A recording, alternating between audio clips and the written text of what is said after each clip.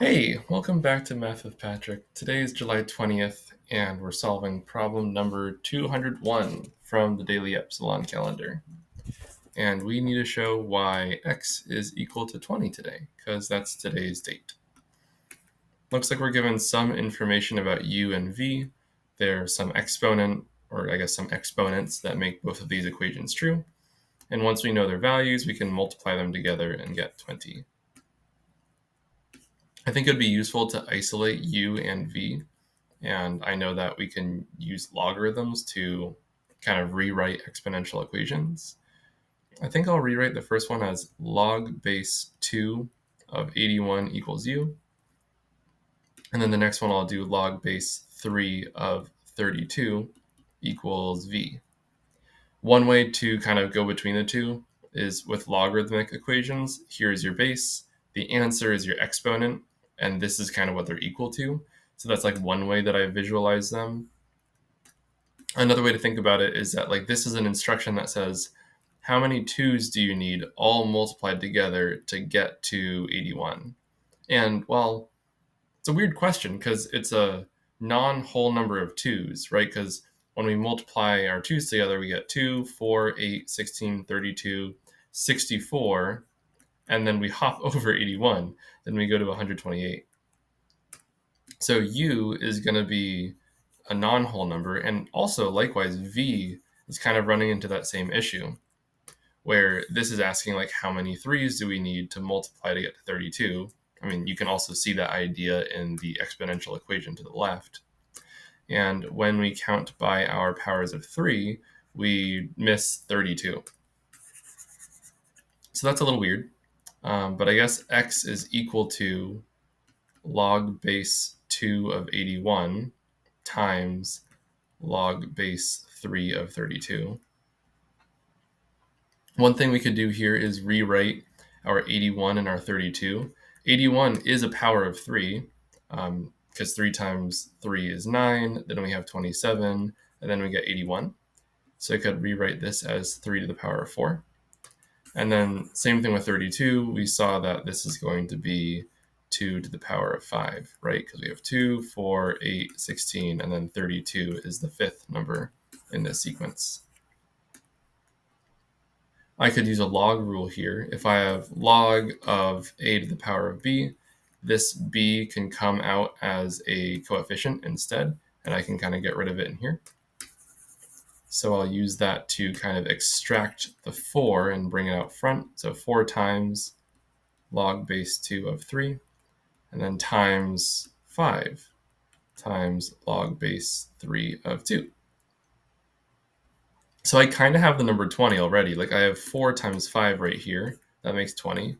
But then I have these lingering weird logarithm terms that I can't quite place just yet. This says 2 to what power equals 3. So clearly this is a number that's a little bit bigger than 1. Here we have something that says 3 to what power equals 2. Here we have a number that is now a little bit less than 1. I'm not really sure what they are just yet, so I do need to investigate further what happens when we do log base 2 of 3 times log base 3 of 2. One thing I could do is make this an exponent. Usually you can cancel logarithms and exponents, and here if I do 2 to the power of this, I'm still curious of what this value is. But if I now take a look at the expression currently on the screen, I know that with exponents being multiplied, I can apply them sequentially, meaning I could say that this is equal to 2 to the power of log base 2 of 3, and then this to the power of log base 3 of 2. On the inside here, the quick way to just do this is that these two things cancel out and it's just the number 3.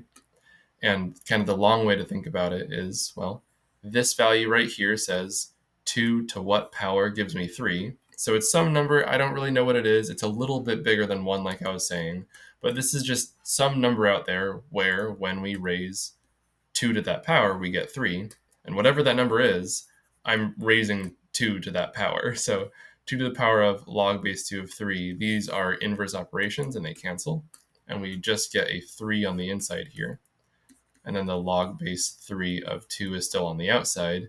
And the same thing is happening here, where raising 3 to the power of something with the log base 3 in it kind of undoes these operations. And so these things essentially cancel out, and we're just left with the number 2.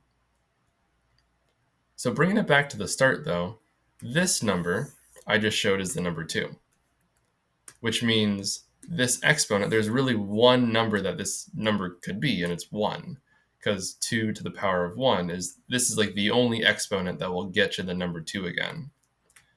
So I don't know what this number is. I don't know what that number is, but I do know that when you multiply them together, you just get the number 1.